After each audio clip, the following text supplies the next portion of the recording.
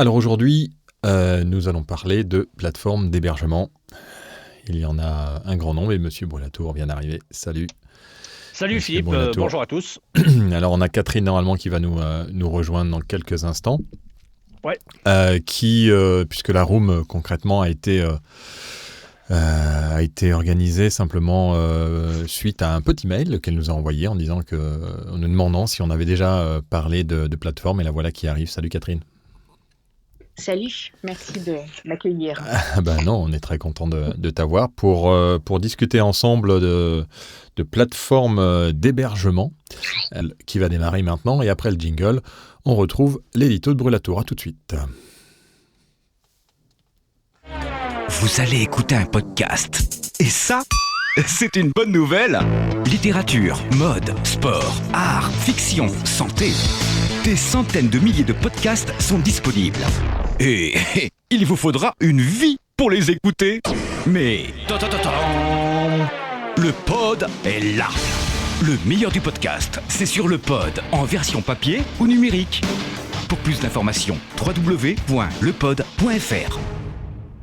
Alors un jingle qui fait très radio, on m'a dit, donc on va faire un jingle plus podcast, on vous le promet, pour les prochains épisodes. Donc épisode 36 de notre club, le Pod, et on accueille Brulatour pour ce petit billet, comme à son habitude. Bonjour à tous. Je vais encore une fois jeter un pavé dans la mare parce que j'aime bien jeter des pavés dans les mares. Je voudrais rappeler que rien ne vous oblige à déposer votre podcast sur une plateforme d'hébergement, on est bien d'accord. Il faut d'ailleurs accorder un temps de réflexion à cette possibilité, à cette éventualité qui, je vous l'accorde, va à contre-courant. Que gagnerait un podcasteur finalement si celui-ci faisait le choix de maîtriser de A à Z sa chaîne de diffusion et donc de se mettre à côté des plateformes? C'est une interrogation qui est légitime, hein. La réponse devrait être intéressante. D'abord, je pense qu'il imposerait une façon curieuse de se mettre en avant, peu commune sur le marché. Il se mettra en dehors des clous, hein, et de ce qui fait l'écrasante majorité des cas aujourd'hui. Nul doute que ça en dirait long sur le personnage, sur sa philosophie, sur probablement le contenu de ses podcasts aussi. Ce serait une façon de se différencier radicalement sur un marché qui est très concurrentiel et sur lequel apparaissent 2 podcasts supplémentaires chaque minute. Alors on est en droit aujourd'hui de dresser cet état des lieux, y compris sur les plateformes d'hébergement. Il est de plus en plus difficile, on est d'accord, hein, d'avoir une visibilité au milieu des milliers de podcasts, y compris d'ailleurs sur les plateformes. Et sans pour autant le lire dans le mar de café, je peux vous poser un billet que cette visibilité sera de plus en plus difficile à obtenir.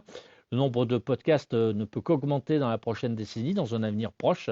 Et donc les vôtres se noieront d'autant plus naturellement, mathématiquement même, dans la masse. Alors évoquons plus précisément le cas de ce saugrenu podcasteur. En jouant solo, en s'excluant volontairement des plateformes d'hébergement, il ne gagnerait pas en notoriété, ou alors très difficilement, perdrait incontestablement de l'audience, c'est sûr, n'aurait vraisemblablement pas accès à des statistiques de fréquentation qui sont toujours très intéressantes pour affûter ses podcasts, pour réorienter si besoin son éditorial et puis pour mieux adapter son message à la cible. Alors il faut comprendre que certains podcasteurs, c'est pas la majorité, hein, je vous l'accorde, ne cherchent pas forcément à engager de l'audience. Ils n'ont personne à convaincre, ils n'attendent rien des statistiques de fréquentation et revendiquent fièrement leur indépendance. Ça existe, il y en a, c'est leur choix. Alors de facto, ils ne sont pas forcément noyés dans la masse, ils sont assez curieusement un petit peu plus visibles quand même que les autres. Leur indépendance, en tous les cas, leur accorde un petit peu plus de visibilité. Non mais je pousse le bouchon assez loin. Je voudrais vous faire comprendre que la maîtrise de sa propre distribution, c'est le chantier de la prochaine décennie. Vous regardez les radios françaises, il y a quelques semaines, elles s'accordaient sur une application commune afin de ne plus être pieds et poings liés des GAFAM. Bah, si demain Apple Podcast ou Google Podcast décide de vous couper les vivres, vous n'aurez aucune marge de manœuvre, hein, pour rebondir. Si demain il arrive à votre hébergeur, ce qui est arrivé récemment à OVH, vous n'aurez aucune marge de manœuvre pour rebondir non plus. Alors c'est pourquoi il faut voir ces plateformes d'hébergement comme des solutions complémentaires. Par exemple, Radio France est très à cheval sur ce principe de souveraineté d'hébergement, si j'ose dire. L'entreprise signe que très rarement des accords avec des hébergeurs.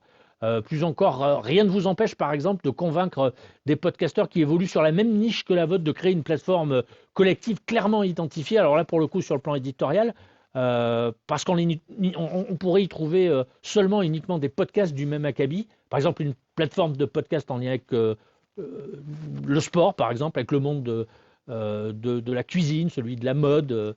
L'union fait la force, j'ai envie de dire, y compris sur le plan éditorial. 5 pistes à concrétiser pour terminer. Je pense qu'il vous faut développer un site dédié uniquement à vos podcasts, qui servira de porte d'entrée, qui permettra d'écouter vos créations et qui proposera des compléments à votre podcast sous la forme d'articles, de photos, de vidéos. On l'a déjà dit, on ne va pas le redétailler ici. Il faut savoir créer et engager une communauté parce que la communauté, c'est le socle de la réussite de votre podcast. C'est elle qui va se charger de partager vos séries, vos épisodes, vos créations que vous produisez. Il faut privilégier les plateformes européennes ou mieux les plateformes françaises si vous êtes en France. Pas simplement prendre un abonnement, mais aussi appeler un conseiller régulièrement pour l'encourager à aller un petit peu plus loin dans sa démarche et dépasser sa seule promesse liée à l'abonnement qui est celle de vous héberger simplement. Il faut être partout, tout le temps, c'est-à-dire muscler votre présence sur les réseaux sociaux. Il faut envoyer des communiqués, il faut relancer les journalistes, il faut être présent aux événements. Et puis, dernier et 5e point, il faut proposer des bonus sur des plateformes, des extraits complémentaires, des compléments sonores ou encore des morceaux non diffusés. Voilà, cette thématique liée aux plateformes qui hébergent vos podcasts s'annonce, je l'espère en tous les cas, passionnant. Ah ben merci Monsieur Brulatour, toujours aussi passionnant. Alors, on va discuter ensemble des plateformes, avoir votre avis sur les plateformes que vous utilisez d'hébergement de podcasts. C'est la question que nous posait Catherine par mail suite à une room qu'elle a suivie mercredi. Alors, on va tout de suite démarrer avec toi, Catherine. Quelles sont tes problématiques et ton projet, puisque tu as un projet d'héberger un podcast quelque part, c'est ça? Oui, tout à fait. Donc moi, je suis en préparation de podcast depuis quelques semaines. J'attends d'avoir vraiment plusieurs numéros avant de me lancer, donc je ne suis pas encore complètement prête. Mais c'est vrai que par rapport en fait aux différents hébergeurs, aux différentes plateformes, en fait, je me pose des questions. Je me pose des questions sur, évidemment, qui choisir et quoi attendre d'un hébergeur. Parce que je sais qu'il y a à la fois la diffusion, il y a des hébergeurs qui proposent plus ou moins efficacement des analyses d'audience, des datas. Il y a de la communication aussi. Alors, j'ai vu hier, je regardais un truc hier ou avant-hier sur un webinaire de Ocha qui propose aujourd'hui, mais alors à un tarif assez élevé, un envoi de newsletter groupé sur Twitter, Facebook, etc.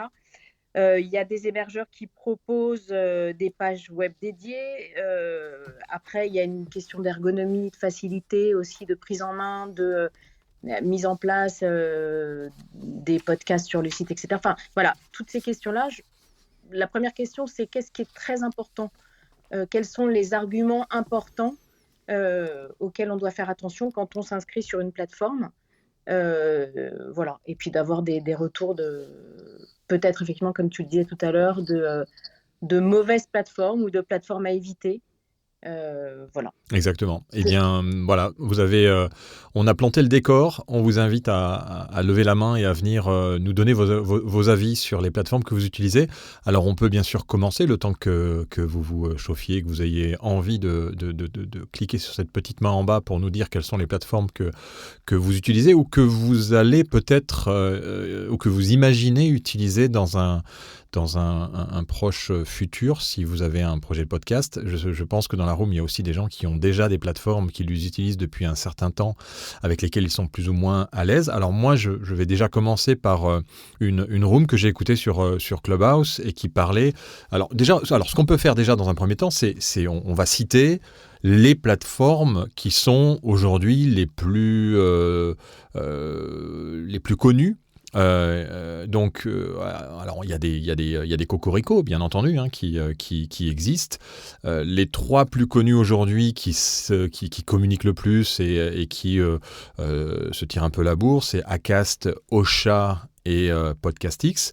Mais après, on a aussi des plateformes comme Simplecast, comme Encore FM, bien sûr SoundCloud, qui est aussi une plateforme d'hébergement, AudioMeans, Buzzsprout, PodCloud, Captivate, Transistor, Podbean, et on pourrait en citer encore des dizaines et des dizaines. Alors, comment se retrouver dans toute cette jungle des hébergeurs? Eh bien, on vous donne la parole et on aimerait bien que vous nous donniez votre avis sur si certains ont entendu leur plateforme. Et moi, j'ai simplement le temps de faire monter Alexandre qui vient de lever la main.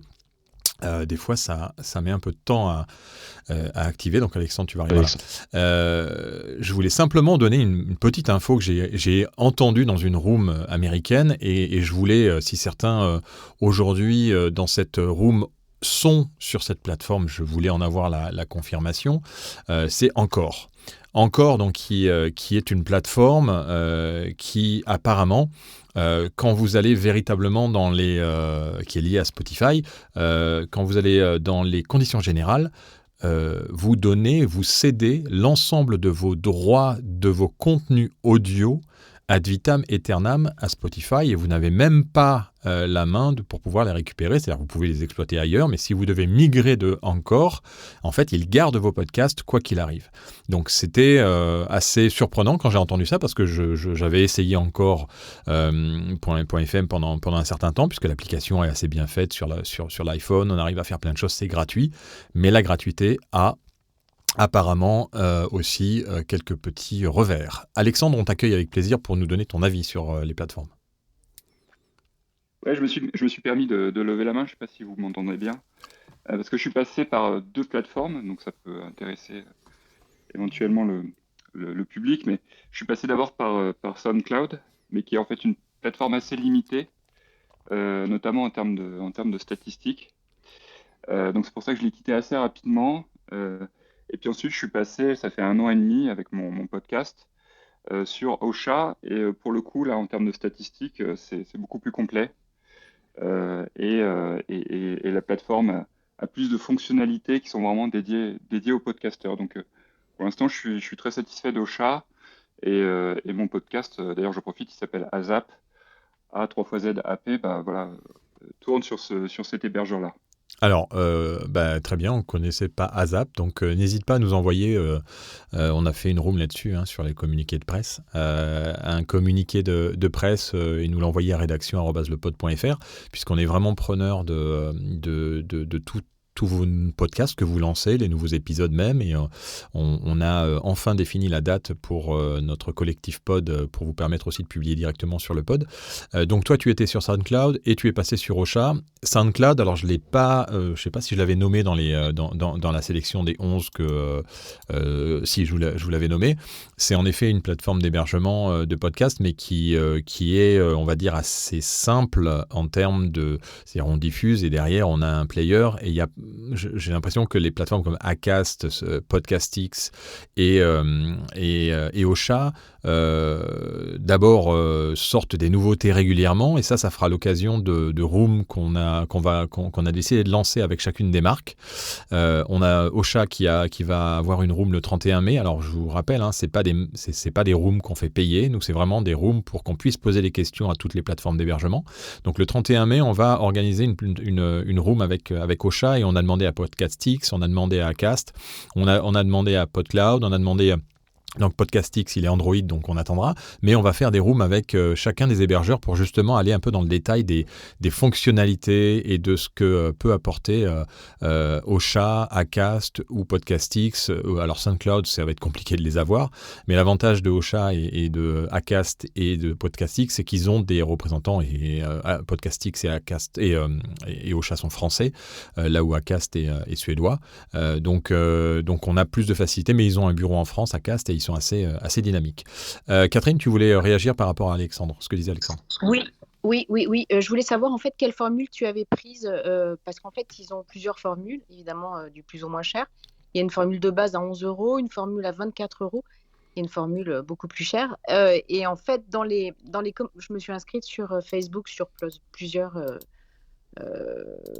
plusieurs rooms, je ne sais plus comment ça s'appelle sur Facebook, mais sur les podcasts. Et en fait, dans les commentaires que j'ai vus assez régulièrement, c'est au niveau des prix que Ocha augmentait les prix, diminuait en fait euh, diminuait les pardon, je trouve pas Le mes mots. nombre, le En nombre fait, d'émissions?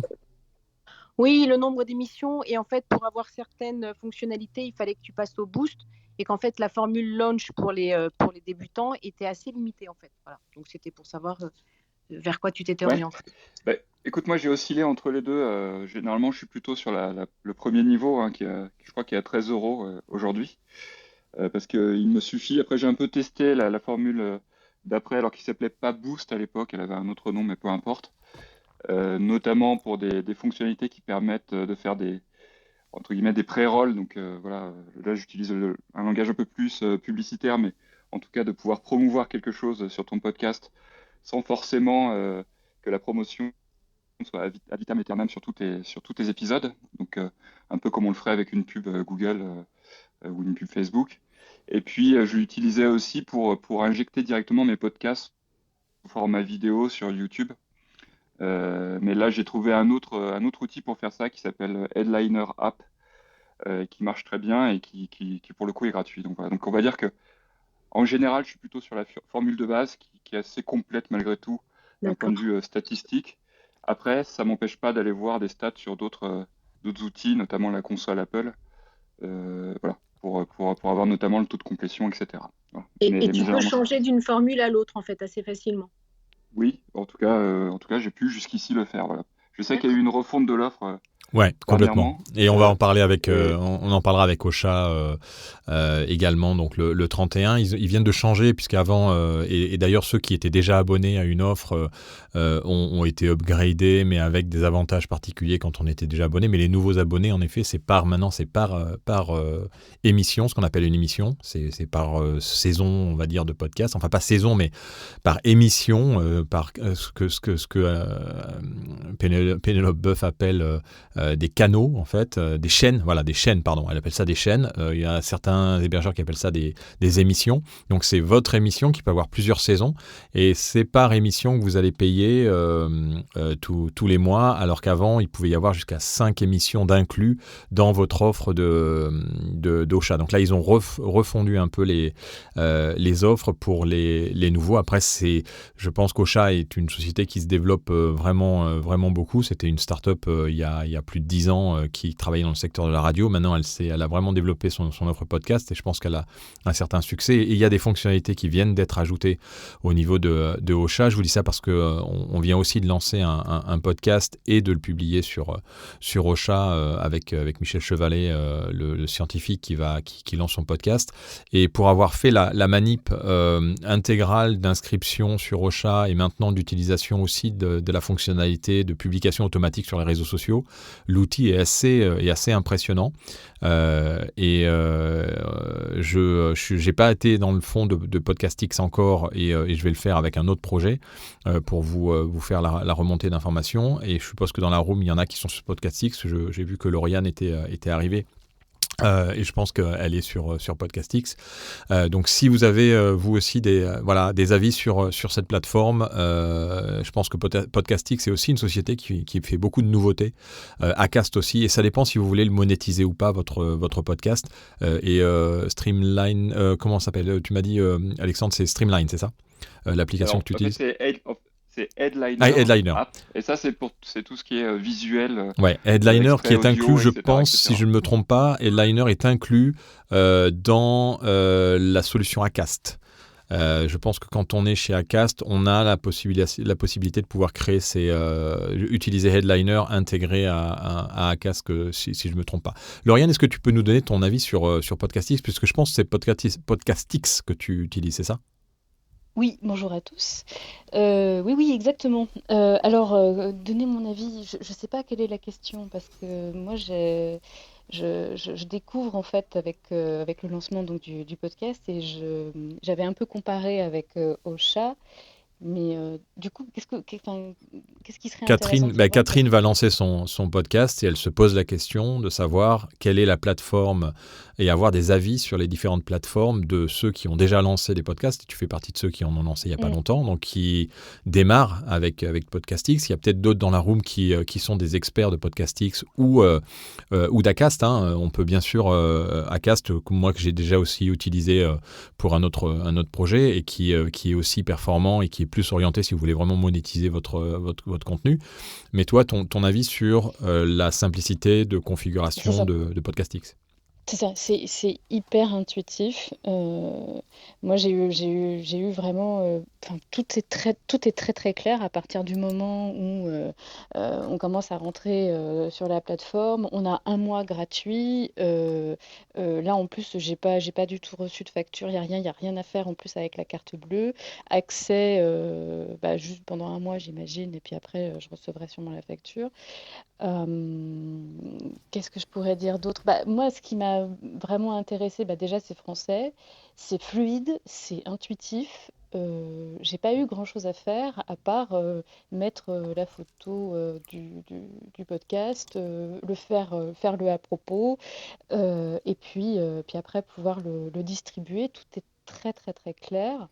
Donc, c'est des Et puis, tutoriels qui t'invitent à suivre la méthodo pour aller le publier sur Deezer, sur Spotify, et est-ce qu'il rassemble bah, aussi les statistiques derrière? c'est possible. Alors les tutos, moi j'ai pas vu ça. En fait, je te dis, c'est assez clair. Il y a un petit onglet avec justement pour le distribuer. Tu cliques dessus et puis là d'un coup tu vois qu'il y a Applecast, il y a Google Cast, Google Podcast. Google Podcast, voilà.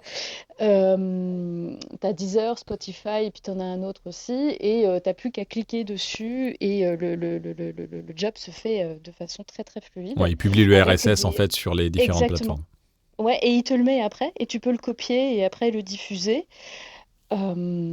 Après au niveau des stats, moi je découvre au fur et à mesure et je vois que c'est assez clair, assez fluide. Mais je pense que j'ai aussi de l'habitude de regarder les stats, par exemple sur Google ou sur Insta. Enfin voilà, ou même sur YouTube, j'avais déjà un petit peu cette habitude-là. Donc ça m'a pas j'ai pas eu le besoin d'appeler au secours et de regarder sur YouTube ou autre. Enfin, tu vois, d'aller chercher des capsules. Qui pouvait m'expliquer étape par étape. C'est vraiment très très fluide et ça se fait en 5 minutes. Est-ce que certains dans la room ont utilisé les deux et peuvent venir nous donner leur avis ou utilisent carrément les deux pour des projets différents en parallèle? Ça serait intéressant si certains avaient cette solution ou d'autres, c'est-à-dire utiliser 2 plateformes où vous avez changé d'une plateforme à l'autre. Et il y a une chose qui est très importante quand vous vous inscrivez à une plateforme, c'est si jamais vous devez migrer vers une autre plateforme. Et ça, c'est la grande problématique souvent de pas mal de podcasteurs, et notamment encore qui, si on veut migrer, on ne peut pas. C'est carrément impossible de migrer ces contenus. Il faut aller réuploader la totalité des podcasts sur la nouvelle plateforme et donc repartir de zéro au niveau des statistiques. Donc ça, c'est quelque chose qui est assez problématique. Je sais que justement, dans ce cadre-là, Ocha, Acast et Podcastix sont assez transparents sur cette option. Donc regardez quand même dans les conditions quand vous vous inscrivez à une plateforme pour être certain que vous puissiez migrer assez facilement et que bien entendu vous soyez propriétaire de votre contenu, ce qui n'est pas le cas chez Encore. Je voulais vous le préciser à nouveau. D'autres avis sur les plateformes qu'on utilise? Vous êtes tous à utiliser Ocha et Podcastix ou Acast dans la room. Est-ce qu'il n'y a pas d'autres plateformes que vous utilisez? Est-ce que quelqu'un utilise PodCloud ou est-ce que quelqu'un utilise d'autres, Podbean par exemple, dans la room, qui peuvent nous donner leur avis un peu sur ces plateformes ou Simplecast? J'ai entendu parler de Simplecast. Après, je pense que c'est en anglais. Je ne suis pas sûr qu'ils aient les fonctionnalités en français. C'est aussi un des problèmes des plateformes américaines, parce qu'il y en a, ou enfin, on va dire anglophones, c'est qu'il y en a plus d'une 50, voire 100 des plateformes d'hébergement de podcasts dans beaucoup de pays et que c'est en anglais, donc on n'est pas forcément toujours très à l'aise avec l'anglais en tant que Français. Et puis on ne sait pas véritablement qui est derrière, si on peut avoir un support, si on peut avoir quelqu'un. Et c'est aussi l'avantage d'avoir ces plateformes francophones et françaises, de pouvoir avoir quelqu'un derrière si jamais il y a un problème, d'être sûr que c'est une entreprise qui a pignon sur rue, mais qui est solide, qui a du personnel derrière. Puisque ça, c'est aussi important dans le choix d'une plateforme de pouvoir avoir un support, même si les autres plateformes, je pense, ont un support en ligne qui doit être très efficace. Certains, des avis, pas d'avis. On a beaucoup de gens qui ne suivent pas qui nous suivent pas, ni Brûlatour, ni moi, ni Catherine. N'hésitez pas à cliquer sur la petite maison verte en haut du titre de la room pour vous abonner à notre club. Le pod. On va aussi vous envoyer des infos et vous donner des infos pour tous ceux qui suivent le club. Si vous voulez être membre intégral du club, il faut aussi cliquer sur follow sur mon profil ou sur le profil de Brûlatour pour faire en sorte d'être membre du club et de recevoir les alertes quand on crée une room. Je vous annonce le 27 mai, on va avoir 2 rooms. On va refaire la plus grosse room podcast de Clubhouse. On avait fait ça il y a 3 ou 4 semaines déjà. Donc on va en créer une à nouveau à 21h le 27 mai. Et puis on va lancer notre collectif pod le 27 mai. Aussi, on vous enverra les invites et vous retrouverez ça sur le site www.lepod.club. Ou pour ceux qui sont dans la room aussi et qui ne connaissent pas notre magazine papier, vous pouvez recevoir un exemplaire gratuit papier du pod, du magazine, qui est entre 80 et 100 podcasts sélectionnés, en laissant vos coordonnées sur le site www.lepod.club et on vous envoie la version papier gratuitement. On enchaîne sur le sujet du jour, plateforme d'hébergement. Alors moi, j'ai reçu aujourd'hui créer son podcast pour les nuls. Qui est le bouquin on en parle beaucoup parce qu'elle fait beaucoup parler d'elle sur les réseaux sociaux et que on va dire que c'est quelqu'un d'assez original qui fait des podcasts de qualité et qui en plus écrit des livres, et elle a créé son podcast pour les nuls. Et je suis allé dans la partie diffuser son podcast, choisir une plateforme d'hébergement, à quoi sert un hébergement et comment héberger ses podcasts. Donc ça explique bien sûr comment héberger son podcast, ce qu'il faut faire, créer un compte. Bon, ça c'est toute la méthodologie. Et à l'intérieur, elle va parler donc de pas beaucoup de plateformes. Elle va parler de Acast, bien entendu. Et ensuite, elle parle de Ocha. Ensuite, elle enchaîne sur qu'est-ce qu'un diffuseur producteur de podcasts. Donc elle parle de Sibel, de Magellan, pour distribuer les podcasts, puisqu'il y a ce côté Deezer, Spotify. Et ensuite, bien sûr, elle parle des autres plateformes de distribution, Apple Podcast, Deezer, Spotify, qui eux sont plutôt des agrégateurs de podcasts. Donc voilà, donc c'est assez succinct, mais en même temps, le livre a l'air vraiment très intéressant. J'ai pas eu le temps de le parcourir puisqu'on l'a reçu aujourd'hui. Donc n'hésitez pas à monter sur la room, à interagir. Si ceux qui nous suivent pas ou qui connaissent pas notre club se posent des questions aussi sur les hébergements, sur les hébergeurs, qui ont envie d'en savoir un peu plus, ou donner votre avis, cliquez sur la petite main, montez sur la room pour aider Catherine aussi à faire son choix, et puis pour nous donner des infos que vous avez, des petits trucs, des petites astuces ou des choses qui n'ont pas marché pour vous sur les plateformes d'hébergement. On sera vraiment très content de pouvoir vous avoir avec nous sur la stage. Puisque vous êtes bien silencieux aujourd'hui tous, donc n'hésitez pas à cliquer sur la petite main. Sinon après, si vous voulez pas discuter avec nous, on s'en va, hein, et puis on arrête la room, c'est aussi simple que ça, il n'y a pas de problème. Brûlatour, tu voulais réagir? Je voulais juste réagir, non pas sur les plateformes d'hébergement, parce que vous avez compris, moi j'ai pas les capacités et l'intelligence technique pour partager un point de vue très précis, très carré sur ces plateformes d'hébergement, mais je voudrais juste rebondir sur le bouquin de Pénélope Boeuf qui sort effectivement aujourd'hui dans la collection pour les nuls. Ça m'a assez surpris d'ailleurs que cette collection, qui est portée par les éditions First, choisisse un sujet comme celui-ci, parce qu'on peut parler sur le plan national finalement un sujet de niche. Eh ben non, les éditions First ont fait le choix d'éditer cet ouvrage. Bravo aux éditions First. Et puis un ouvrage qui arrive, et alors là pour le coup, là je sais de quoi je parle. Un ouvrage qui arrive sur le marché de l'audio digital, sur le marché de la radio, ou ici sur le marché du podcast, c'est excessivement rare. Nous on est éditeur, donc on le sait, que ça se compte sur les doigts d'une main. Donc il faut saluer cet effort de Pénélope Boeuf d'avoir couché sur le papier son savoir-faire, le courage des éditions First d'avoir porté cet ouvrage. Plus exactement, je dirais que c'est un signe aussi de bonne santé. Quand vous avez des nouveaux opérateurs sur le marché, des nouvelles entreprises comme Ocha par exemple, qui n'est pas une entreprise qui est née de la dernière pluie, mais quand même qui est en train de s'installer sur le marché. Et quand vous avez des gens qui portent un projet sous une forme littéraire, rédactionnelle, manuscrite, ça veut dire que le marché est en bonne santé.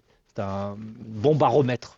Et il faut saluer cette initiative de Pénélope Boeuf. Moi, je n'ai pas parcouru son bouquin, mais connaissant Pénélope, je sais qu'elle y a mis vraiment toute sa motivation, tout son courage et tout son savoir-faire. Et son sourire. Et son franc-parler. Et ça, c'est vrai que c'est assez agréable dans le bouquin. Alors, encore une fois, je l'ai parcouru. Alors, on n'est pas là pour faire la promo de ce podcast. On est vraiment là pour parler de l'industrie. Et on est d'accord que c'est bon pour tout le monde, pour tous ceux qui sont des passionnés de podcast et pour tous les podcasteurs qu'il y ait ce bouquin. On la reçoit lundi, si vous voulez. On parlera beaucoup plus de ce livre lundi sur Clubhouse à 13h pour tous ceux qui veulent poser des questions à Pénélope sur les secrets de cette écriture et les galères, parce que on va parler aussi de cette partie-là, que c'est pas simple de publier un bouquin quand on n'est pas dans le secteur de l'édition, et on parlera bien entendu puisqu'elle en a dit un mot. Elle a dit que ce qui est affreux avec un bouquin, c'est que dès qu'il sort, il est déjà obsolète. L'industrie du podcast allant tellement vite que je suppose que si par exemple on avait parlé de Magellan il y a quelques mois, c'était un autre projet que le Magellan d'aujourd'hui. Donc c'est certain que c'est très compliqué de pouvoir écrire quelque chose sous format papier, et ça peut vite être obsolète. Et Philippe, c'est d'autant plus compliqué d'écrire un ouvrage, mais c'est aussi compliqué d'écrire un ouvrage que de trouver une plateforme d'hébergement, parce que je crois qu'il faut le rappeler, même s'il n'y a pas eu d'études sur ce thème-là. Moi, je pense que la grande majorité des podcasteurs aujourd'hui sont des gens qui ont un travail, ont des activités annexes, et ils ont déjà pas les compétences liées à l'enregistrement, à toute cette problématique rédactionnelle parfois, et en plus ils doivent affronter cette problématique qui est liée aux plateformes d'hébergement. Donc il faut souligner le fait que ceux qui arrivent aujourd'hui, celles et ceux qui arrivent sur le marché du podcast n'en ont jamais fait, visiblement, n'ont jamais fait de radio non plus, ont peut-être quelques ramifications autour d'agences de com, de quotidiens, de magazines peut-être, mais la grande majorité ne sont pas issus du sérail. Alors c'est l'avantage des inconvénients et les inconvénients des avantages en quelque sorte.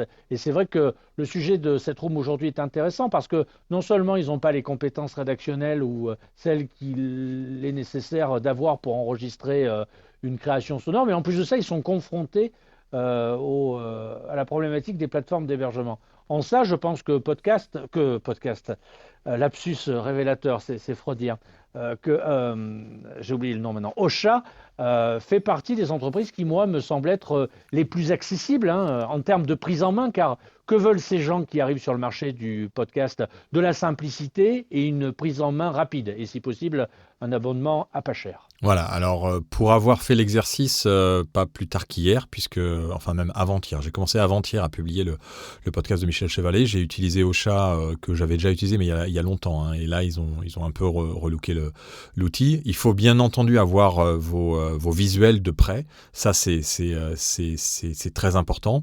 Le plus galère dans la publication de votre podcast sur n'importe quelle plateforme, c'est bien entendu d'ouvrir un compte sur Apple Podcast avec un identifiant Apple. Donc il faut déjà avoir un identifiant Apple, et ça, j'avoue que sur Ocha, quand on clique sur diffuser, on va dans un onglet diffuser, on va sur l'ensemble des plateformes plateformes sur lesquelles on peut renvoyer tous ces flux RSS ou s'inscrire également sur des plateformes comme Stitcher ou comme Apple Podcast, eh bien, il y a ces espèces de petits tutoriels très simples avec des vidéos qui expliquent et qui vous permettent de suivre, de faire un pas à pas pour ouvrir sur Apple Podcast. Et je vous avoue que pourtant, moi, je m'y connais un peu, mais quand on n'a jamais déposé un podcast sur Apple, en plus, Apple, pour rappel, vient de changer leur interface. C'est-à-dire que maintenant, on peut faire des abonnements c'est arrivé en France début mai.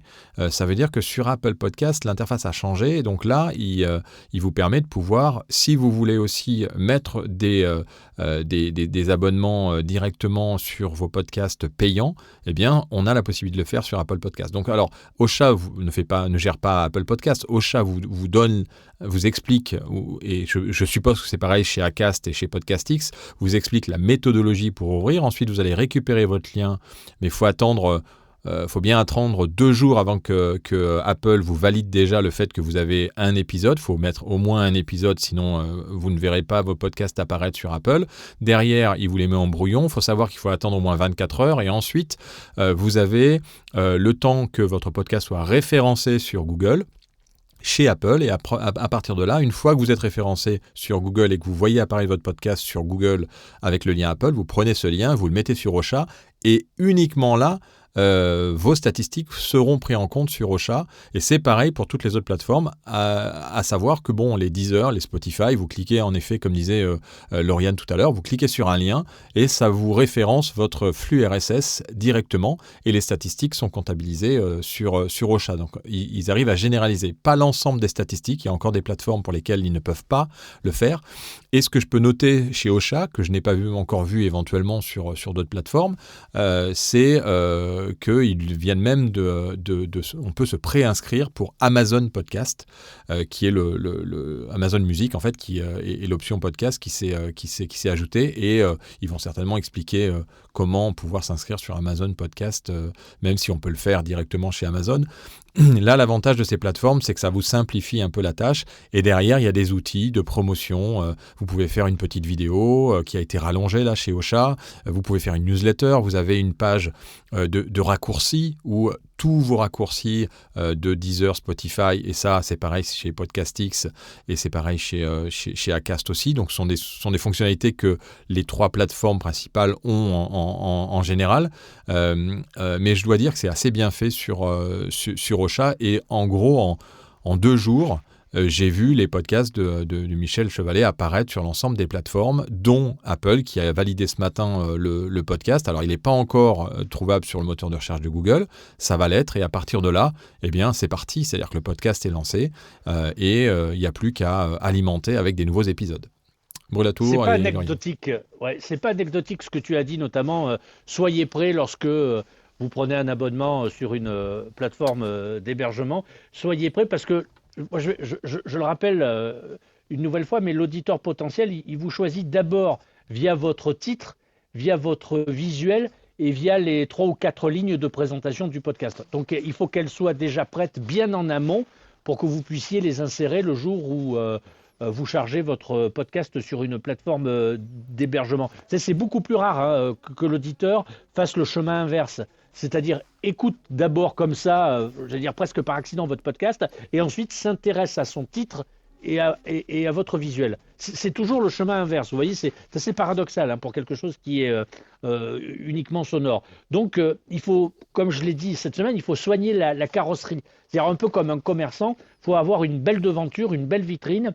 C'est davantage de clients assurés dans le magasin. Donc, avant de vous inscrire, ayez devant vous l'ensemble, alors dans votre PC, dans votre Mac, ayez l'ensemble des informations que va vous demander cette plateforme d'hébergement. Vous allez gagner du temps, vous avez déjà travaillé sur le ou les visuels, vous avez déjà travaillé sur le ou les titres, et vous avez déjà travaillé sur le ou les textes qui, comment dirais-je, engagent l'auditeur à écouter votre podcast. Ne le faites pas comme ça, brûle pour point.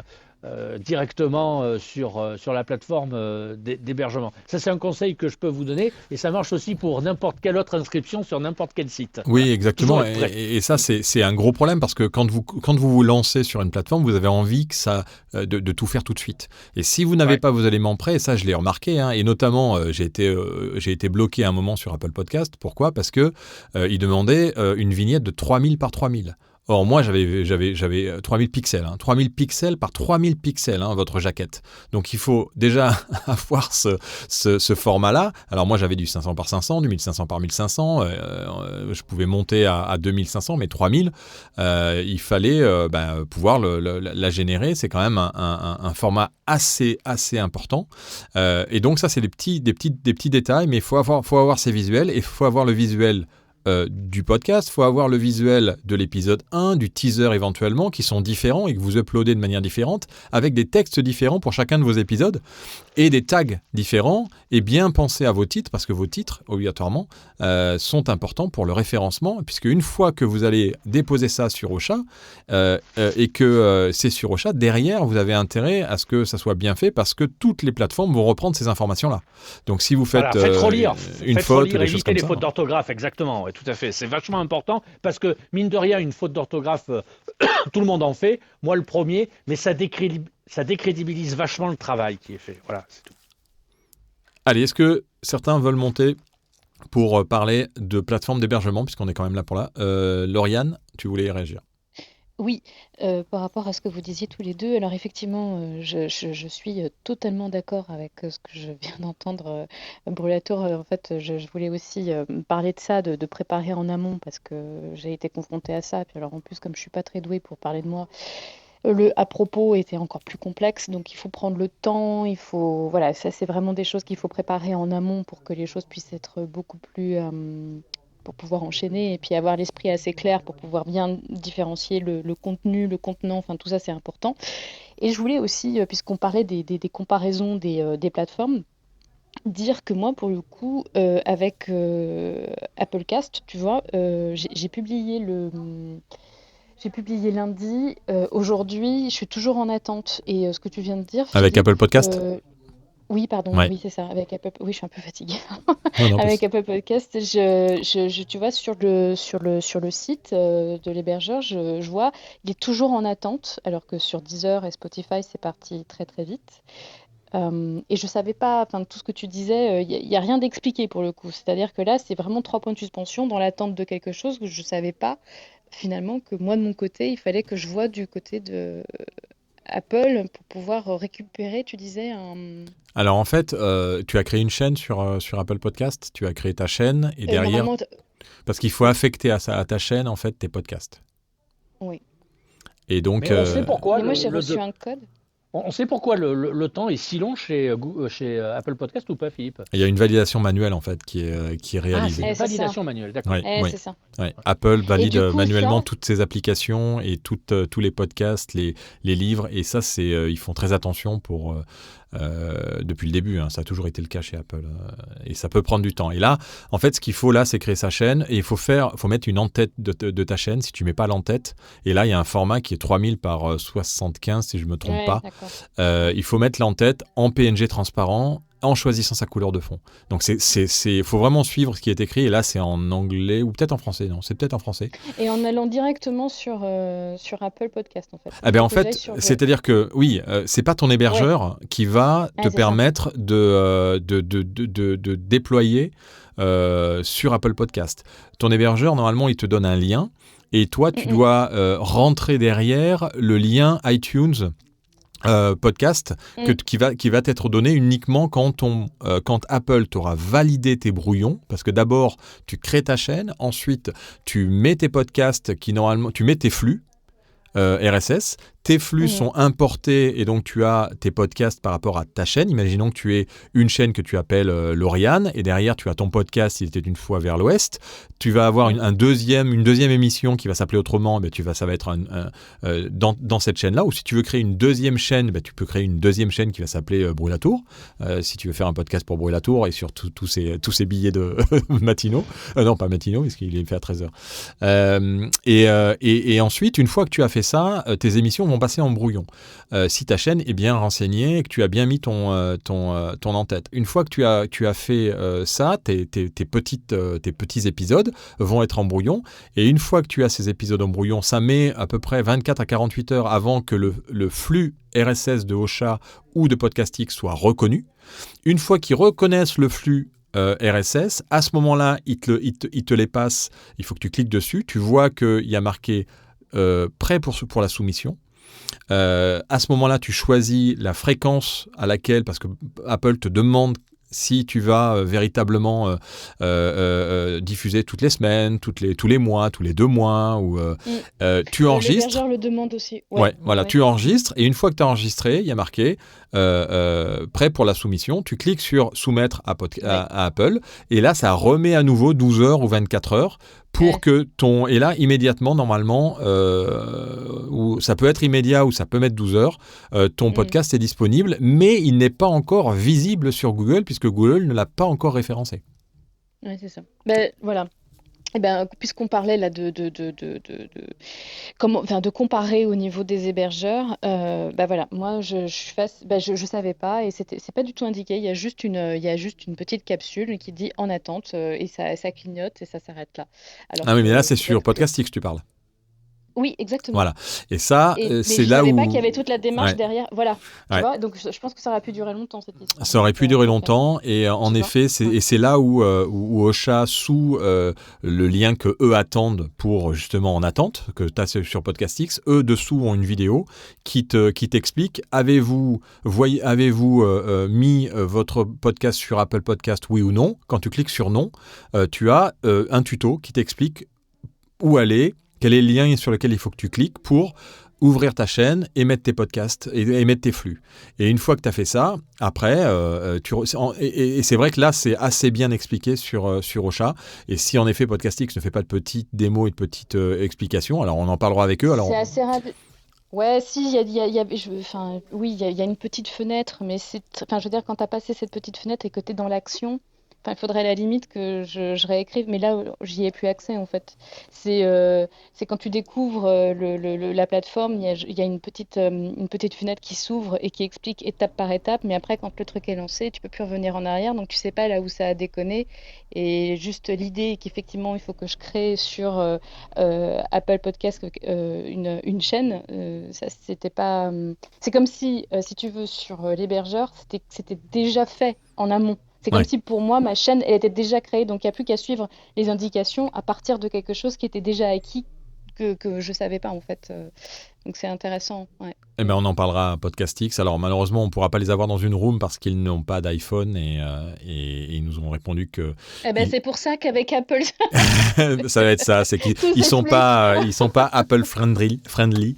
Donc non, mais par contre, on a de très bonnes relations avec eux et j'espère que dès que Clubhouse sera sur Android, on pourra faire une room avec eux pour justement qu'on passe au travers des différentes fonctionnalités et nouveautés qu'ils annoncent.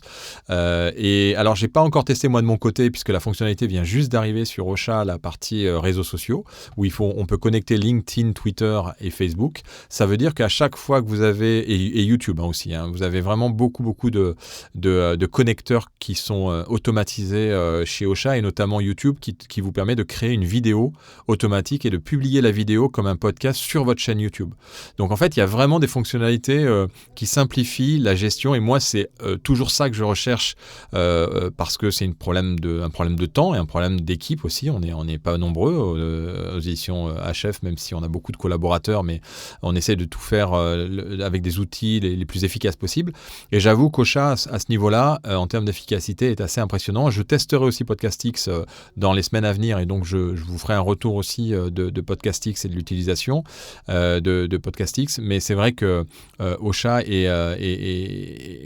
a cette fonctionnalité aussi de newsletter où les gens peuvent s'abonner et donc vous pouvez avoir tout de suite des gens qui s'abonnent à votre newsletter pour leur envoyer après une newsletter directement. Donc il y a des outils et on sent qu'ils suivent vraiment le secteur du podcast de très près pour essayer de répondre au mieux à toutes les attentes et ils ont des roadmaps qui fait que toutes les 3 semaines ils doivent sortir des nouveautés. Donc c'est vraiment une volonté aussi on est au-delà de la start-up, et je pense qu'ils ont maintenant beaucoup d'utilisateurs et qu'ils arrivent à développer leur outil, puisqu'ils partent maintenant vers l'international. Donc ça, c'est même s'ils avaient déjà des clients un peu à l'international, aujourd'hui, ils sont assez pionniers, et Podcastix, qui est le challenger, s'en sort bien, et je pense est un très bon outil.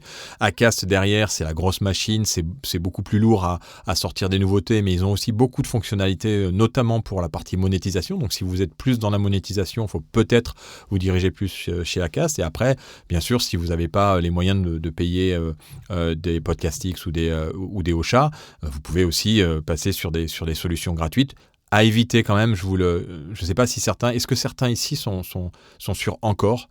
Je voulais simplement, voilà, c'est un outil qui est gratuit. Méfiez-vous d'Encore, et surtout des conditions générales d'utilisation et de migration. Lisez bien, c'est en anglais, ça doit être écrit en tout petit, à la fin des conditions générales d'utilisation qui doivent faire 8 pages. Mais vous n'êtes pas propriétaire de votre contenu, ce qui est quand même problématique quand vous êtes auteur, et qui peuvent réexploiter vos contenus ad vitam aeternam sur Spotify, puisque ça a été racheté par Spotify. Thomas Crayon, te voilà. Merci de monter avec nous. Salut Thomas. Bonjour. Oui, je réagis justement sur Encore, parce que moi aussi j'étais assez suspicieux par rapport à la plateforme. J'avais déjà entendu ce genre de truc, et donc j'ai posé la question un peu ailleurs. Et en fait, j'ai envoyé sur Twitter un lien sous le tweet de la room. Il y a un article Medium de 2018 qui explique que c'est une fausse rumeur. En fait, ils avaient tout refondu, leur politique, parce que c'était pas clair, plein de gens y ont cru, mais par contre ça continue à se propager. Ouais, parce que j'en ai entendu parler il y a 3 semaines sur une room de Pod Club, qui est pas non plus forcément un club qui dit trop des bêtises, mais si tu le dis, on va regarder ça, et en effet, c'est intéressant que tu réagisses là-dessus, puisque pour moi il y avait ce danger-là, et quand c'était gratuit, quelque part c'est un peu normal qu'ils doivent se récupérer quelque part, mais si c'est pas le cas, pas de souci. Et ça reste quand même à vérifier, parce que le papier date un peu, donc je sais pas si ça a changé. Le seul autre point que j'avais sur Encore, pareil, qu'on va faire remonter, il y a un petit point négatif sur l'histoire de promo. Si on prévoit de faire ces épisodes à l'avance et prévoir de faire un peu de promo sur les réseaux sociaux, on ne peut utiliser le lien pour le diffuser qu'une fois que c'est publié. On ne peut pas faire de prévisualisation ou préparer ses liens et sa pub avec le lien définitif, parce qu'on peut l'obtenir qu'une fois que c'est publié. Ouais, d'accord. Voilà. Ok. Donc, Encore, tu utilises des plateformes, toi, Thomas, de ton côté, pour des podcasts? Non, alors, pas du tout. je faisais pas du tout de podcast à la base, et j'ai eu la chance d'être parmi les early adopteurs de Ocha, ce qui fait que j'ai un flux RSS à vie gratuit. J'ai aucune option extraordinaire, mais par contre j'ai de la place et je suis content.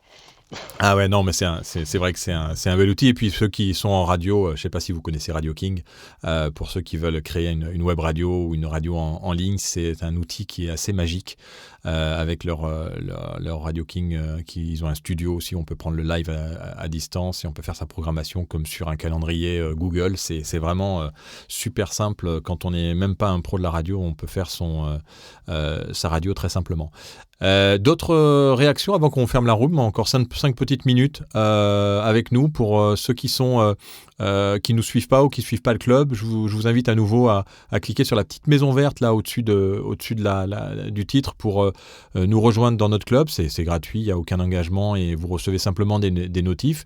Et si vous voulez être membre officiel et pas simplement follower, il faut nous suivre, Brulatour ou moi, et ça vous permet de pouvoir être membre officiel et de recevoir des alertes. Et on créera bien entendu des rooms uniquement pour les membres dans le futur, et notamment pour le collectif Pod, dont vous entendrez parler à partir du 27 mai, pour ceux que ça intéresse, pour participer à la rédaction du magazine lepod.fr. Du site web, lepod.fr, et le magazine, quant à lui, est rédigé par des rédacteurs qui sélectionnent les podcasts avec beaucoup de manière chirurgicale. Envoyez-nous vos communiqués de presse, rédaction@lepod.fr, pour qu'on parle de vos podcasts. Si vous avez bien entendu envie de faire des rooms avec nous, de co-hoster des rooms, de lancer des thématiques de rooms dans le futur, on est toujours très preneur. Envoyez-nous des petits mails comme Catherine qui nous a envoyé un mail hier et vous voyez, on essaye d'être très réactif. Personne ne lève la main pour partager leur avis sur les plateformes. Personne n'est déçu ou confirme ce que l'on dit. En tout cas, on a été très content de pouvoir essayer de répondre à tes questions, Catherine. J'espère que tu as un peu plus d'idées. Oui, merci. Je pense que c'est très clair. J'avais déjà de toute façon une petite idée, voilà, et je pense que c'est très clair. Ocha me semble parfait pour ce que je veux faire. Eh bien, on accueille Dae qui... Bonjour tout le monde. Salut. Bonjour, j'interviens juste 1 minute. Je lance aussi bien prochainement un podcast. Et en fait, par rapport à la plateforme d'hébergement, je viens de découvrir une plateforme d'hébergement qui s'appelle Spreaker. Alors, je ne sais pas s'il y en a parmi vous qui en ont entendu parler, mais je pense que du coup, le fait que je me balade sur Internet, ça me l'a proposé automatiquement. Et je trouvais ça assez aguicheur d'y aller, puisque en fait, ils proposent à peu près les mêmes solutions que Ocha, mais bon, apparemment, c'est une plateforme américaine. Voilà, c'est une très bonne plateforme, Spreaker. Spreaker, c'est très connu aux États-Unis et c'est vrai que c'est moins utilisé en Europe, mais par contre, quand on est bilingue, Spreaker, c'est un Ocha bis parce qu'ils ont en plus 10 ans d'avance sur ce que peut faire un Ocha, même si Ocha travaille depuis 10 ans dans le secteur de la radio et de l'audio digital, mais ils sont pas dans le podcast depuis aussi longtemps que Spreaker. Donc Spreaker est une des 30 autres plateformes dont j'ai pas parlé et qui sont peut-être pas... Alors il y en a d'autres, hein. Il y a aussi CD19 ou un truc comme ça, c'est un... Thomas, je sais plus comment ça s'appelle, c'est aussi une plateforme d'hébergement qui est très connue aux États-Unis et qui est utilisée par pas mal de podcasteurs en France, mais qui a ce petit défaut quand on n'est pas bilingue ou quand on maîtrise pas forcément l'anglais, c'est plus compliqué en fait d'utiliser ces plateformes. Mais Spreaker est une bonne plateforme si on veut lancer son podcast, et je pense que de la même manière ils ont des tutoriels très très très bien faits pour tout automatiser. Après, je sais pas pour les réseaux sociaux, pour la génération de vidéos de promo, pour tout ce qui est... je sais que Ocha a rajouté le chapitrage aussi il y a pas longtemps, où on peut chapitrer des podcasts qui sont assez longs pour pouvoir aller à des endroits de son podcast. Donc après, on peut ouvrir de toute façon des comptes un peu gratuits et tester. Ça peut être aussi ça. En général, il y a une période d'essai et ça vous permet de vite voir si l'interface est intuitive, ça vous permet vite de voir si les fonctionnalités sont bonnes. Et on accueille Frédéric Michel qui voulait réagir. Frédéric Michel, bonjour. Bonjour et merci pour la room. Moi, je voulais vous demander un petit conseil parce que voilà, j'envisage dans les prochains jours, les prochaines semaines de lancer mon podcast. J'étais parti dans l'idée d'adopter Ocha, puisque visiblement ça a l'air d'être la plateforme qui fait un peu consensus. Et puis j'ai lu quelque chose récemment de quelqu'un de mon réseau qui a un podcast depuis un moment sur Ocha, qui m'a un peu troublé parce qu'elle pointe les pratiques commerciales, c'est-à-dire elle s'était abonnée en payant à l'année pour une ancienne formule qui s'appelait Podcaster, et puis elle a été automatiquement basculée en formule Launch en cours d'abonnement, c'est-à-dire qu'elle avait déjà payé pour 12 mois, et avec une offre beaucoup plus limitée. Par exemple, elle dit qu'il n'y avait pas, il y avait plus SoundCloud, les vidéos, les clips vidéo sont réduits à 4. Alors j'aurais voulu avoir un peu votre avis là-dessus. Est-ce que c'est une bonne plateforme, mais question service client, il paraît qu'elle n'a jamais eu de réponse. C'est un peu limite.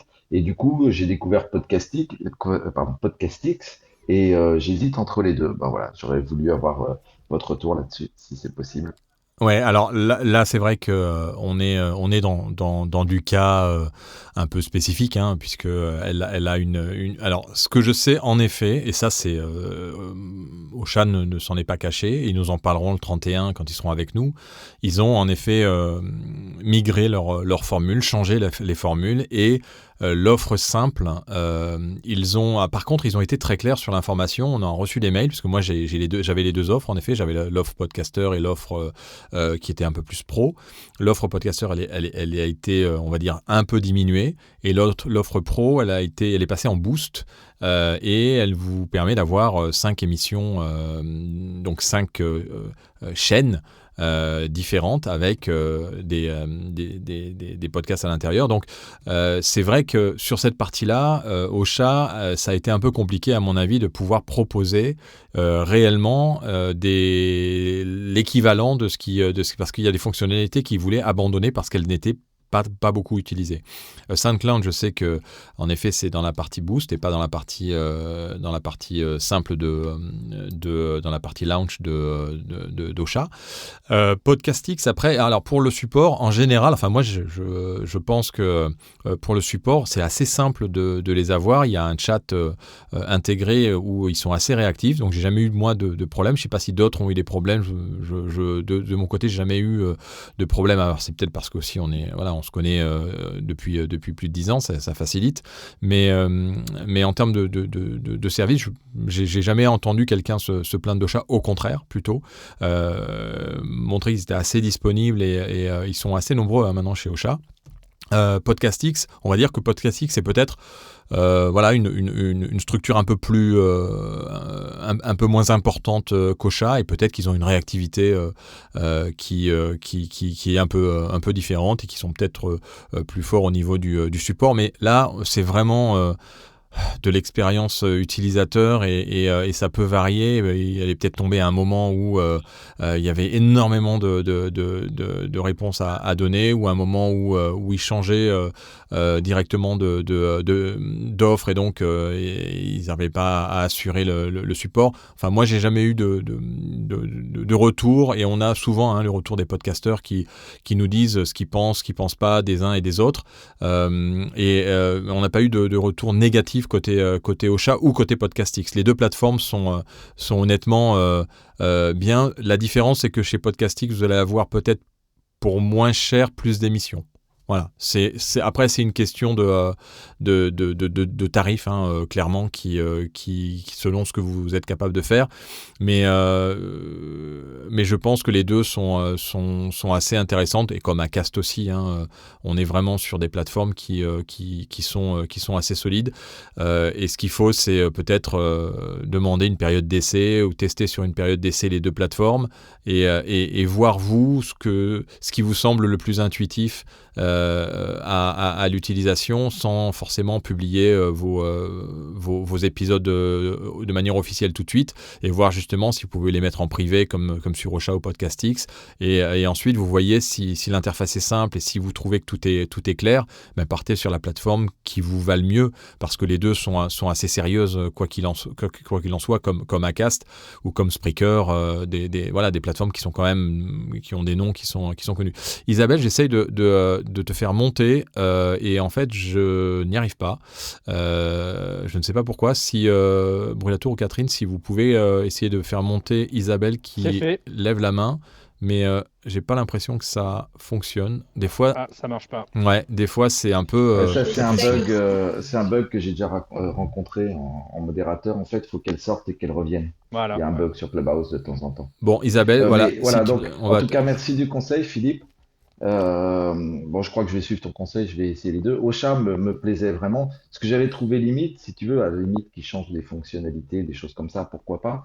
Mais quand tu t'engages sur un an, que tu payes d'avance et qu'on te change l'offre, tu vois, c'est ça qui m'avait. Après, je pense que si elle leur écrit, après, sur ce genre de choses, nous, on est aussi tiers. On est en dehors. Faut pas hésiter à nous contacter, à nous dire qu'il y a des problèmes, et nous, on fait le relais. C'est aussi le poids qu'on peut avoir quand les podcasteurs ont des soucis, parce que on les connaît tous directement, ces gens-là. Donc, faut vraiment pas hésiter. Tu peux dire à la personne qui a eu des problèmes si elle a des problèmes. Et Ocha, ils sont vraiment capables de pouvoir quand il y a des soucis, booster l'offre ou permettre à certains de pouvoir avoir des choses supplémentaires. C'est pas une boîte qui est là pour restreindre et pour essayer de gagner le plus d'argent possible sur le dos des utilisateurs. Ils ont vraiment une mentalité qui est d'accompagnement, et ça, je pense qu'on a la même vision chez Acast, chez Podcastix, chez Ocha, et nous, en tout cas, c'est les trois avec lesquels qu'on connaît, parce que d'abord, ils ont supporté soutenu le pod. C'est pas pour ça qu'on parle d'eux, hein, attention, hein. C'est parce que ce sont des acteurs qui ont des services qui sont efficaces.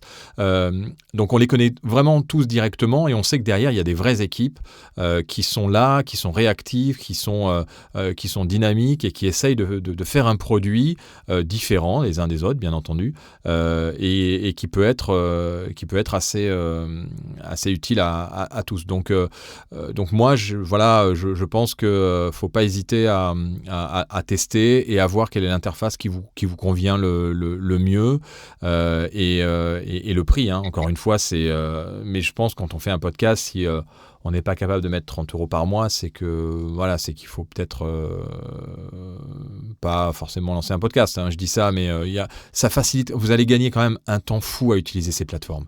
Faut pas rêver, hein. Faites tout ça sur SoundCloud, vous n'y arrivez pas. Ça va vous faciliter la tâche. Et aujourd'hui, on a besoin d'outils qui nous facilitent la tâche. Catherine ? Oui, d'ailleurs. Oui, merci. Oui, j'ai une petite question. Qu'est-ce que du coup tu conseillerais comme formule? Est-ce que tu penses que la formule de base est suffisante quand on se lance, ou est-ce que la formule Boost, qui paraît plus complète, te semble plus intéressante? Écoute, moi, c'est la Boost que j'ai utilisée, et je trouve qu'elle est excessivement complète. Cela dit, et tu peux l'essayer, je sais pas pour combien de temps on peut l'essayer gratuitement. Ça doit être 14 jours. Il y a 14 jours d'essai. Tu peux aussi partir sur la Boost, ou alors partir sur la Launch, essayer pendant 5 jours, configurer, et puis demande à upgrader sur la Boost, voir pendant 10 jours, et ensuite tu verras bien la différence entre les deux. Si tu commences sur la Boost, tu vas avoir du mal à descendre. C'est quoi les vraies différences entre les deux, toi qui connais bien? Écoute, la différence, c'est les nouvelles fonctionnalités qu'ils ont ajoutées sur la publication automatique sur les réseaux sociaux. Alors, je sais que Brûlatour n'est pas trop pour la publication automatique sur les réseaux sociaux. Il n'aime pas beaucoup ça. Mais quand là, on est dans un podcast qui est un nouvel épisode, je ne vois pas comment vous allez être original sur votre manière de communiquer plus que ce que vous avez dans la description. Donc, c'est quand même un outil qui est assez intéressant. Ensuite, tu as cette fonctionnalité qui est peut-être pas présente, et ça, faut me le dire, sur Podcastix, je ne sais pas, ou sur Acast, c'est la publication automatique sur YouTube et SoundCloud.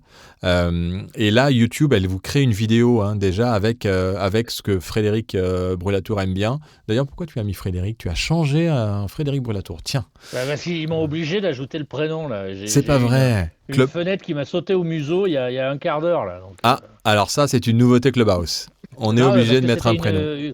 Ouais, c'était une vérification d'identité. Alors moi, j'ai rien à cacher, hein, Frédéric Brûlatour, mais quand je me suis inscrit, j'avais mis Brûlatour parce que j'avais confondu first name et l'autre, là, le last name.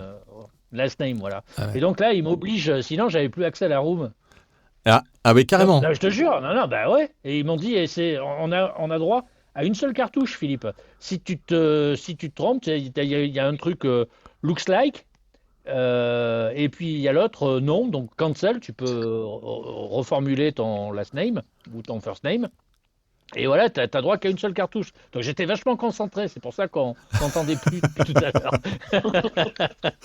Ah ben tu vois, c'est une nouveauté Clubhouse, c'est-à-dire qu'on n'a plus le droit d'utiliser des pseudos. Cela dit, c'est un peu le concept de Clubhouse, donc c'est un peu normal que tous ceux qui ont seulement mis un nom ou un pseudo Ouais, mais je peux en faire une tonne, mais la bienveillance sur Clubhouse et le fait qu'on sache à qui on a affaire sur cet espace conversationnel est aussi son inconvénient, hein, parce que trop de bienveillance, paf, on va pas au contact, tu vois, on n'arrive pas à débattre correctement quand même. Et puis, pour l'anonymat, c'est quand même ce qui fait par essence le succès à hauteur de 70-80% de l'ensemble des réseaux sociaux aujourd'hui. Tu mets une véritable identité, il n'y a plus de buzz, il n'y a plus de trending topics, il n'y a plus de photos bizarres sur Facebook, enfin, il n'y a plus tout ça, quoi. Voilà, l'essence des réseaux sociaux disparaît à l'instant même où tu es obligé de donner un extrait de ton ADN et ta carte d'identité. Eh Voilà. oui, ça c'est clair que. Ouais. Donc pour terminer sur les fonctionnalités, après la différence sur le reste est pas forcément énorme, si ce n'est que je crois, et ça, étant donné que c'est vraiment tout nouveau ces offres, je ne sais pas comment ça se passe quand tu as une nouvelle émission. C'est-à-dire que tu vas payer 24 par mois pour ta première émission.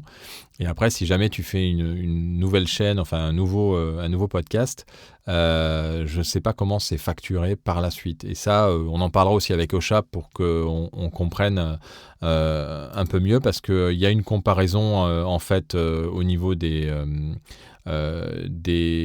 distributions sur les plateformes, des flux RSS. Donc, ce qu'il n'y a pas sur la Launch, c'est la diffusion sur YouTube, l'auto-share sur SoundCloud, la publication avec un lien privé. Ça, c'est une fonctionnalité qui peut être assez intéressante quand tu veux partager un lien. Ensuite, tu as la possibilité et puis après, il n'y a pas grande. Ouais, après, c'est simplement le nombre de vidéoclips que tu peux générer par mois. Bon, là, c'est 12 par mois avec la Boost et 4 pour la Launch.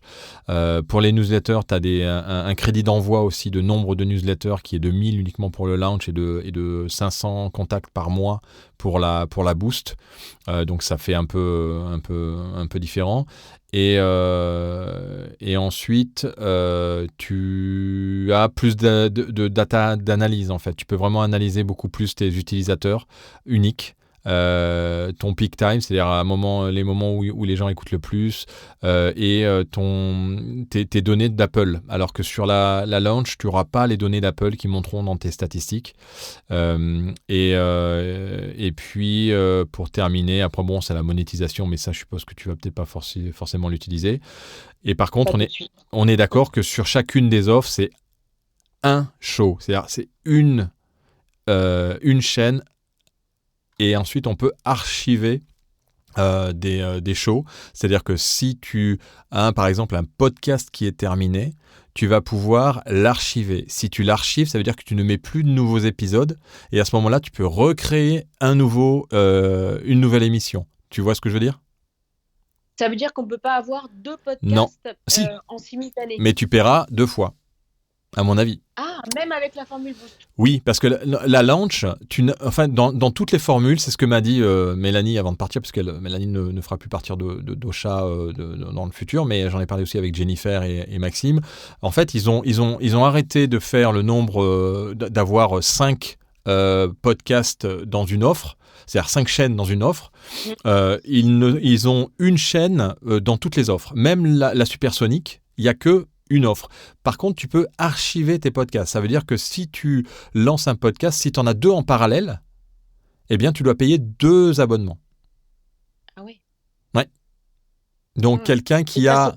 Et c'est la différence entre Podcastix et Ocha. Hein. Concrètement, en Podcastix, tu peux avoir des chaînes. Alors, je ne sais pas combien on peut en mettre. Je n'ai pas regardé dans l'offre exactement de Podcastix, mais je pense que Podcastix, je me demande si c'est pas combien il a d'épisodes illimités. Série d'épisodes. Donc, je pense que lui, de son côté, et on est sur des tarifs quand même beaucoup non, mais moins. Là, pour le coup, Podcastix, c'est parce que sur Ocha aussi, il y a des épisodes illimités. C'est en fait le podcast en lui-même, la chaîne de podcast qui n'est pas illimitée. Oui, mais exactement. on peut en faire autant qu'on veut. Tu peux faire autant d'épisodes que tu veux. C'est ça. Ah oui. Les épisodes, c'est illimité, en fait, le nombre d'épisodes. C'est-à-dire que tu peux faire 8 saisons avec 36 épisodes dans chaque saison, si c'est la même chaîne. Tu vois ? D'accord. Mais c'est dommage, du coup, de pas pouvoir multiplier les podcasts. Enfin, Après, il y a peut-être moyen de Non, voir mais en avec fait, eux. c'est compréhensible, puisque en fait, un podcast est un produit à part entière, et donc il est considéré pour eux comme un abonnement c'est comme quand tu fais un site, si tu fais 10 sites et que tu as une plateforme qui te permet de faire 10 sites, ben, en général, ils te font payer 10 sites, hein, ils te font pas payer un site web. Donc là, c'est un peu la même logique. Il y a aussi une chose pour répondre à Frédéric Michel, si je me trompe pas, puisqu'il y a Frédéric M, donc la suite, il faut cliquer sur le profil, Frédéric Michel, c'est ça. C'est que le chat support est de 48 heures dans le launch et de 24 heures dans le boost. Bon, ça ne doit pas faire beaucoup de différence, mais en gros, ils répondent plus vite quand on paye un peu plus cher. Et puis voilà, hein, c'est toutes les différences qu'il va y avoir dans ces offres. Donc voilà, la différence entre PodcastX et Ocha, c'est cette capacité à pouvoir créer des chaînes différentes et d'en avoir une sur Ocha et de payer à chaque fois qu'on fait une nouvelle chaîne. Mais par contre, si jamais vous avez un podcast que vous terminez, ben, vous l'archivez et vous avez toujours le droit de créer une nouvelle chaîne. Voilà. Juste une petite question, Philippe. Par rapport à Spreaker, alors je ne vais pas faire un focus que sur cet hébergeur, mais si jamais on commence sur Spreaker et puis, je ne sais pas, au bout de 2 mois, on s'aperçoit que ça ne correspond pas à nos besoins, le fait de basculer par exemple chez Ocha, est-ce que du coup ça met en défaut tous les agrégateurs? Est-ce qu'il y a un problème de basculement? Est-ce qu'il y a un... C'est exactement ça qu'il faut avant de souscrire à quelle que soit l'offre que vous avez. Il faut véritablement voir, et vous voyez là, bon, alors autant c'est facile d'importer un podcast dans une plateforme parce que vous avez un flux RSS existant et que en général, il vous propose, quand vous êtes sur Apple Podcast, de rapatrier la totalité des épisodes sur la nouvelle plateforme. Donc en général, l'import est assez facile. Mais il faut bien vérifier ça. Donc là, je suis sur le site de Spreaker et je vois en effet que on peut importer en un clic l'ensemble des points de distribution des différentes plateformes, comme Apple Podcast ou d'autres. Et il y a une méthodologie en fait avec toute une explication de comment on peut faire pour migrer d'un hébergeur existant s'il y a déjà un podcast. Je sais qu'il y a des plateformes pour lesquelles c'est plus difficile et d'autres qui facilitent la tâche. Je pense que pour Spreaker, Ocha ou PodcastX, c'est assez simple en fait et il vous donne la capacité de pouvoir exporter vos podcasts si jamais vous voulez changer de plateforme d'hébergement parce que ils sont assez ouverts et si je me trompe pas, il faudrait que je retrouve le lien. Il y avait un lien à un moment, je pense que c'était c'était James Creedland qui avait écrit un papier sur justement les différentes plateformes et ceux qui permettaient l'export et l'import de ces podcasts. Si je retrouve cet article, j'en ferai un petit article sur le pod.fr pour essayer de faire un point justement sur ces plateformes. D'ailleurs, ça serait intéressant qu'on analyse un peu toutes les plateformes, mais ça c'est un gros travail de passer par toutes les plateformes et de les tester. Donc c'est pour ça que la room est aussi intéressante parce que ça nous permet d'échanger entre nous sur les expériences qu'on a avec ces plateformes. Donc je pense que ça doit être assez facile, mais il faut c'est un des éléments qu'il faut regarder quand on s'inscrit, c'est comment est-ce qu'on peut facilement partir de cette plateforme et s'ils acceptent justement le réimport de l'ensemble des contenus sur une autre plateforme. Ok, super. Et outre la barrière de la langue sur Spreaker, en fait, il n'y a pas de problème particulier le fait d'aller sur une plateforme étrangère. Elle a exactement les mêmes attributs que Ocha ou que les grands noms là sur la partie francophone. Oui, honnêtement, sur les plateformes qui ont pignon sur rue comme Spreaker, et même je pense qu'ils peuvent avoir des fonctionnalités que certains... Par contre, ils vont peut-être pas proposer des agrégateurs que tous les agrégateurs, cela dit, il n'y en a pas beaucoup de Français, des agrégateurs, mais en général, il n'y a pas vraiment grand changement. Je sais qu'il y a des plateformes, à une époque, j'étais sur des plateformes américaines, ils ne connaissaient pas Ocha. Et donc on pouvait pas importer des fonctionnalités d'Ocha, et il y avait des agrégateurs qui ne référençaient pas parce qu'ils ne travaillaient que sur les États-Unis et que des fois les Américains, le reste du monde, ils s'en foutent un peu. Mais là maintenant, je pense que le podcast commence à mûrir vraiment beaucoup en Europe et qu'ils sont tous en train de rajouter un peu les plateformes qui leur manquaient au début. Donc, mais il faudrait que je prenne le temps de m'inscrire sur Spreaker. Je ne l'avais pas fait, il y avait une autre plateforme sur laquelle je m'étais inscrite pour voir un peu ce qu'ils proposent en essai de 15 jours gratuits, et faire un peu un petit banc d'essai rapide sur ces plateformes. Mais enfin, Spreaker, il n'y a pas grand danger, honnêtement. J'en entends parler plutôt en bien qu'en mal. Eh ben, merci beaucoup, Philippe. Merci à vous, on va arrêter cette room, il est 14h20, on a dépassé beaucoup. Merci d'avoir suivi cette room. Merci Catherine d'avoir posé cette question sur les hébergeurs. J'espère qu'on vous a apporté les uns et les autres des éléments de réponse. En tout cas, bon courage pour ceux qui lancent leur podcast. Catherine, n'hésite pas à nous envoyer tes infos sur ton podcast pour qu'on puisse n'hésiterai pas. Voilà, en parler. Et puis on se retrouve lundi. Ceux qui ne sont pas adhérents à notre club, cliquez sur la petite maison verte. Suivez-nous si vous le désirez pour être alerté des prochaines rooms. Lundi, on retrouve Pénélope Boeuf à 13h pour parler de créer son podcast pour l'édition Pour les Nuls. Et ça va être sympa parce qu'elle est toujours assez marrante et ça va être bien dynamique. Bon week-end à tous. Et on termine avec un petit jingle qui fait très radio. Promis, on le changera dans le futur, ça fera un peu plus podcast. On va demander à quelques experts du podcast de nous préparer un beau jingle pour Clubhouse. Bonne journée à tous, ciao. Merci beaucoup. Vous allez écouter un podcast. Et ça, c'est une bonne nouvelle. Littérature, mode, sport, art, fiction, santé. Des centaines de milliers de podcasts sont disponibles. Et il vous faudra une vie pour les écouter. Mais le pod est là. Le meilleur du podcast, c'est sur le pod, en version papier ou numérique. Pour plus d'informations, www.lepod.fr.